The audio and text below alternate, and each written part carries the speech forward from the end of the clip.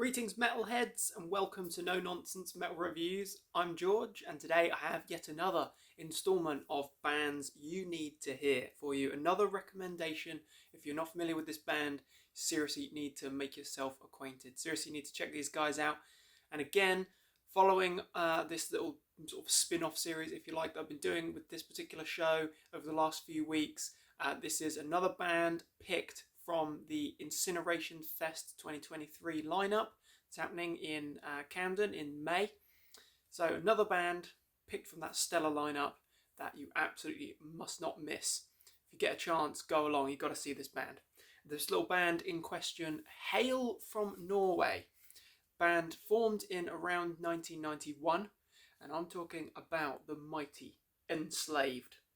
Now, I feel like I've been talking about this band quite a lot lately, probably because I have been talking about this band quite a lot lately, but if you've seen the show that I did with my dad recently, where I said that this was a band that I didn't bother with for such a long time, for whatever reasons. I think, to be honest, I was deterred by the progressive metal tag. It just didn't do it for me. I haven't really gone down that path, other than with a few slight exceptions. Maybe Queensryche and Savatage, but even they aren't massively progressive. I don't know. I'm not going to get into that heated debate about what is progressive and what isn't, but the progressive metal tag deterred me for a long time. But when I did finally give Enslaved a chance, which was around 18 months to a year ago, I was absolutely converted. My mind was blown and I absolutely love this band now. I have fallen head over heels in love with the music of the mighty Enslaved. As I mentioned, they're from Norway, formed in around 91 from the core duo of Ivar Bjornsson and Grutel Kjellson. These guys have been in the band since the start, and they have created some absolutely astounding music along the way. This particular article, which I've just showed, this was the Yggdrasil 1992 demo. So this is obviously a much later 2022 repackaged, they've got a bonus track on there as well, the self-titled Enslaved track. This is a much later release, but this material here, this is definitely, it's got a twist, it's got a progressive element in there, but this is raw, nasty black metal. This is very lo-fi, very low budget, shall we say, but still quite creative, still quite good, definitely original, but it's definitely black metal.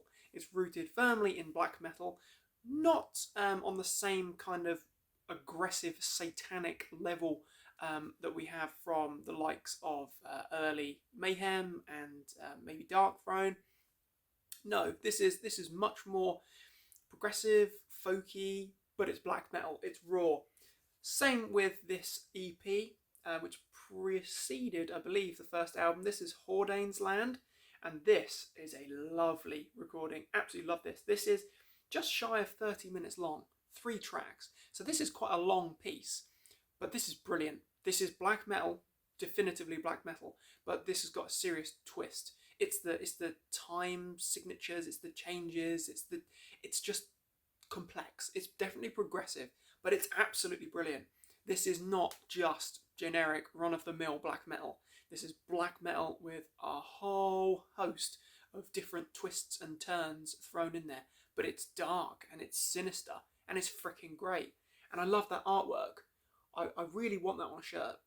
Maybe that'll be the next one I try and find. But brilliant EP, absolutely love that. Sadly, I don't have a copy of the first album, which is a bit of a shame. But again, it's one of those examples of an album that you're trying to acquire, but you can only get it on maybe vinyl, which isn't necessarily a problem, but it's the cost that's the problem. I think I saw it recently for about £35, maybe slightly less. That's just a little bit too much, in my opinion. So we do have a few gaps in this catalogue. But as I say, because I've got into them in the last year to 18 months, I've been trying to fill in the gaps here and there where possible. So there are a few things missing, but what I have got is a pretty sizable chunk of their discography. We've got Frost, which I believe was from 1994. This is a freaking great album. This is definitely, again, this is black metal, but this is, as you can see on the back here, we've got the tag Viking metal. This is much more in the vein of the Viking metal, the kind of Bathory style. It's black metal still. We've got some cracking material here. It's certainly very unique, but we've got a lot of these folky elements with the whole Viking theme. Absolutely brilliant stuff. Frost, Loki, Fenris, Svartvidr, or Vidir, not sure. But Wotan, brilliant stuff. I'm not going to try and pronounce all of these titles because I'll probably butcher them. But this is a great album. I really enjoy this one. Frost is something that I frequently revisit. Again, it's black metal with a real folky twist, if you like, progressive elements. Then we've got another one, which is a very recent acquisition for me. This is Eld. I love that cover. I think that's brilliant. And that bright red, bold logo. I really do like their old logo. I do have a couple of Enslaved t-shirts. I've got one with the Yggdrasil demo cover on it, and I just really love that old logo. Really stands out. I do like their new logo as well. I think it looks quite eloquent, but that old logo is brilliant. So this one, this particular beauty, Eld, is a real stunning album. Again, we've got that core duo of Ivar Bjornsson on guitars and electronics, and Grutul Kjelsen on vocals and bass. And then we have Harald Helgeson on drums at this point. But we've got some cracking material here. We start off the album with I think it's about 15 or 16 minutes long. It's a proper grand progressive epic. This is where things really do start to ramp up in their complexity and their progressive elements, if you like, which is 793, the Battle of Lindisfarne, because what's quite cool on the back here is we've got the, I suppose, Norwegian titles, and then we've got the titles in English as well, which is quite cool. It's quite handy, certainly for the purpose of this. But we're talking about some material like The Man from Hordenland, which is brilliant, absolutely fantastic. Sacrifice to the Elves, a long time ago. There's certain tracks on this album which are really quite aggressively black metal, but like I say, we've got a lot of that more progressive, definitely Viking metal. If you like the Viking metal sort of chapter of the Mighty Bathory, then definitely this sort of material is going to tick the boxes. If you like the likes of Hammerheart, for example, this is where we're coming from here. And things just continue in terms of brilliance. We've got Bloodheim here, which is absolutely fantastic album. Bloodheim has got plenty of great tracks on there that I'm not going to try and butcher the pronunciation of. But tracks such as In Chains Until Ragnarok. Then we've got An Eye for Mimir. Vengeance in Blood. We've got the English part as well there, which is very handy. Absolutely stunning album. Really enjoy this one. This is, again, it's very rooted in the black metal, but things are getting more and more progressive. But as I did mention, I've got a few gaps, so we're jumping around a little bit here. But by the time we reach Monumention, this is very progressive. This is totally out there, progressive, very interesting, very different, psychedelic as well at times. Taking tracks such as Convoys to Nothingness, we've got crazy out there stuff going on. The black metal part is toned right down, as is the Viking metal part, although it's still folky at times. But we get doomy parts as well. We get sort of psychedelic and very progressive elements in here as well. Vision, Sphere of the Elements, A Moment, Part 2. Brilliant one. Hollow Inside, The Cromlesh Gate. Just brilliant stuff.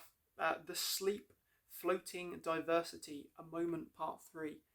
Fantastic. Absolutely stunning album. And this one was a real surprise for me that I actually enjoy it as much as I do, because this is totally out there. This is totally off reservation for me. This is not the sort of thing that would appeal to someone who is drawn primarily to the likes of black metal, as in the Venom album or the self-titled Bathory album. If you're looking for that kind of raw, thrashy aggression, speedy, No, definitely not going to be for you necessarily, but as someone that does like both those albums a lot, I'm surprised at how much I enjoyed this. This is freaking great. This is musical diversity at its height. So jumping forward again, this mighty album. This is Vertebrae. This is a reissued digipack version, which is quite nice. This one was released, doesn't say, but this album is an absolutely fine album. Again, we've got a lot of progressive elements here. Things have come forward so much. It's almost a totally different band in terms of sound and style to the band that released that Yggdrasil demo or Frost, for example. But Clouds to the Coast, Vertebrae. We've got The Watcher, which is a bit of a hit track for these guys. Absolutely stunning stuff. Really great album, and the brilliance just continues. Axioma Ethica Odini, absolutely glorious. This I feel is quite a dark album. Actually, there's a real depth and darkness to this album, and I think the cover, the scheme of the colour certainly reflects that really well. Just brilliant stuff. Ethica Odini, brilliant. Warren, The Beacon, brilliant stuff here. Just absolutely fantastic. Really progressive. Things progress even further with Ritir, Riittiir. I think it's runes. I'm not really sure what's going on here, but this is a very progressive piece. Thoughts Like Hammers is an absolutely glorious track, as is Veil Burner. Forgot about how brilliant that track is. Roots of the Mountain, Storm of Memories, Forsaken, brilliant stuff. And I think this was the first album that I heard, actually. Or no, beg your pardon. That was the second album that I heard around the same sort of time.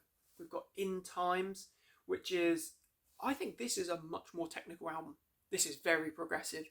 There is aggressive parts. There's definitely very heavy parts. In all of these, actually, there's some killer guitar work. And just so much interesting depth and layers with the keys and synths, the electronic elements, the drumming sequences. The vocals are always brilliant. The clean and the aggressive vocals just work so well. And actually that goes for all of these albums. I didn't quite mention just how brilliant the musicianship is, but great musicianship for absolutely killer songs. So In Times, a very technical album, quite, I would say, challenging at times, but it's not necessarily sort of toe-tapping music, but it's really brilliant. Once you give it a few listens to it, get familiar with the material, it really does grow on you.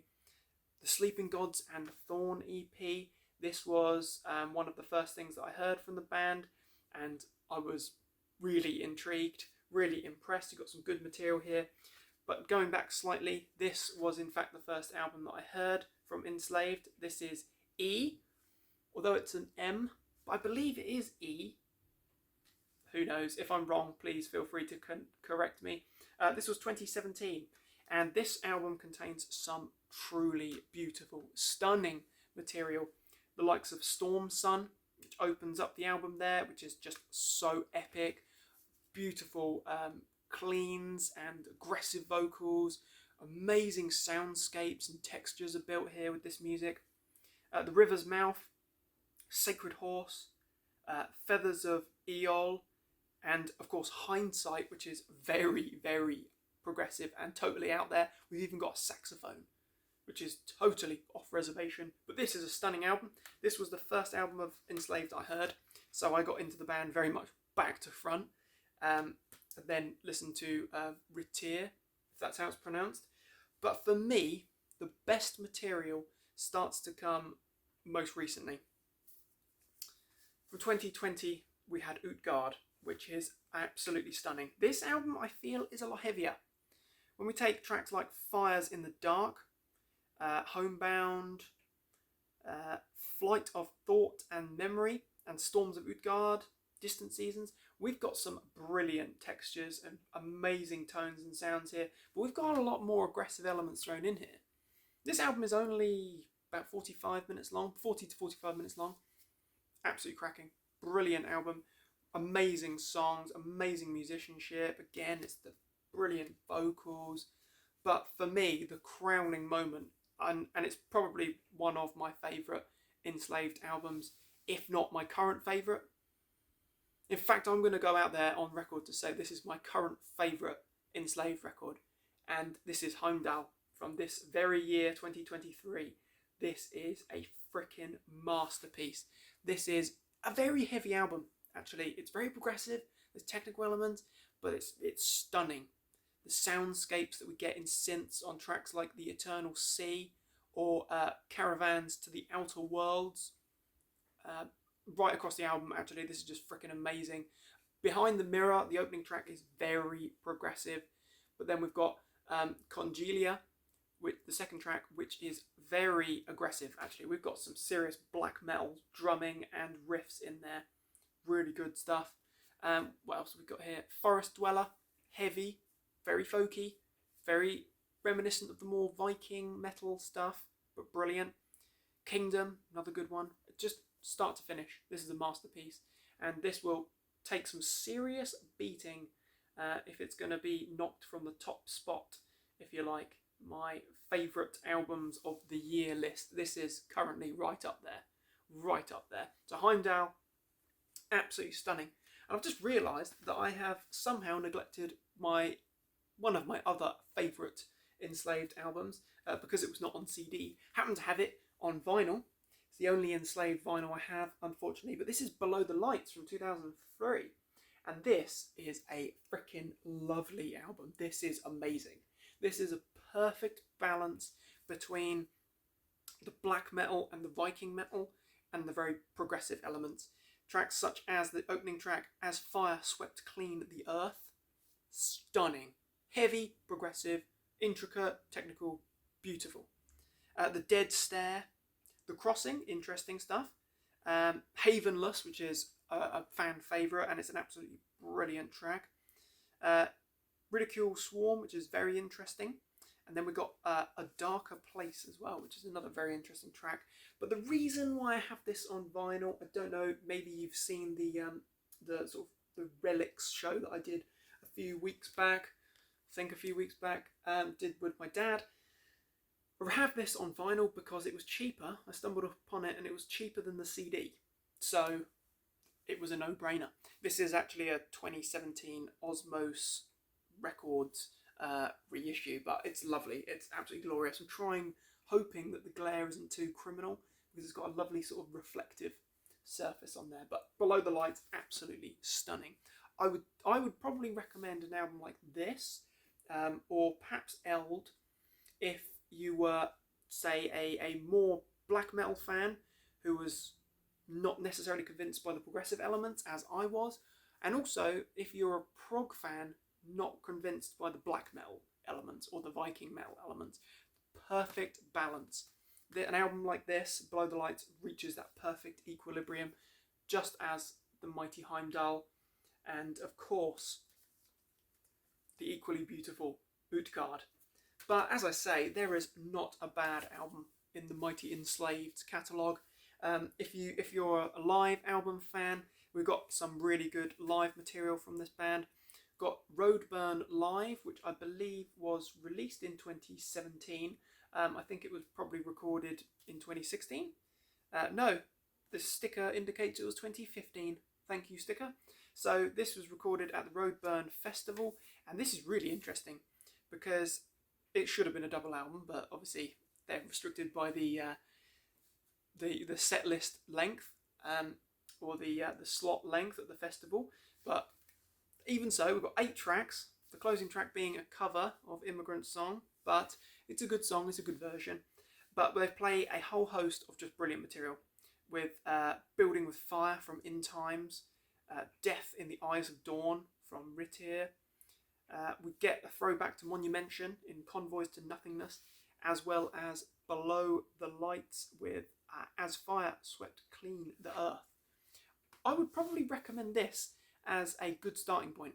If you like live albums, that is, and you're not familiar with Enslaved, this is probably not a bad starting point because you're getting a good mix of old and newer material, quite complicated stuff, quite progressive, but you're also getting a good mix of aggressive flair as well in some of those tracks. But if you're more diehard, then definitely delve into the cinematic tour 2020. This was released, I think last year. No, 2021. I beg your pardon. This is a compilation of 4 streamed shows, if you like, from lockdown live concerts. Really good stuff. We've got The Rise of Ymir. I'm not sure how you pronounce that. Please correct me if I'm absolutely butchering it. Which was Verftet Online Festival 2012. Then we've got Chronicles of the Northbound. Below the Lights performed live in its entirety. And we've got Utgard, The Journey Within. And we've got, in this particular box set, you get the DVDs in a nice slipcase and the CDs. So you've got both formats for all shows, and they all sound really good. I was a little bit skeptical at first, but my skepticism was soon washed away. I haven't had a chance to watch the DVDs yet, or the actual concert footage, if you like, but I have listened to all 4 of the albums, and I really enjoy the great mix of material, because you get, obviously you've got Below the Lights in full, which is glorious, but on like Chronicles of the Northbound, for example, you've got a great mix of older and more recent material. So it's really good. But on a little bit of a side track there, if you like live material, this is a great one to delve into. So there you have it. Enslaved from Norway, a band you absolutely need to hear. Do not be put off by the black metal, Viking metal, progressive metal, whatever the hell else metal tags that get thrown at these guys. These guys are amazing, and they're headlining Incineration Fest for a reason. I believe they're also headlining Damnation Festival as well now in Manchester in November, which I am really desperately trying to find a reason not to go to, because I think they're playing Below the Lights in full. So my heart is being torn here. But Enslaved, if you're not familiar with them, check them out. You will not regret it. Are you a fan? What are your thoughts and opinions on the mighty Enslaved? I'll be very interested to hear. Thank you very much for watching, my friends. Feel free to jump in and chat about the mighty Enslaved. Feel free to like and subscribe as always, and you can of course follow the No Nonsense Metal Reviews page on Facebook. But do check back soon for more reviews and recommendations of all the good, heavy things. Above all, take care, my friends, and as always, stay heavy.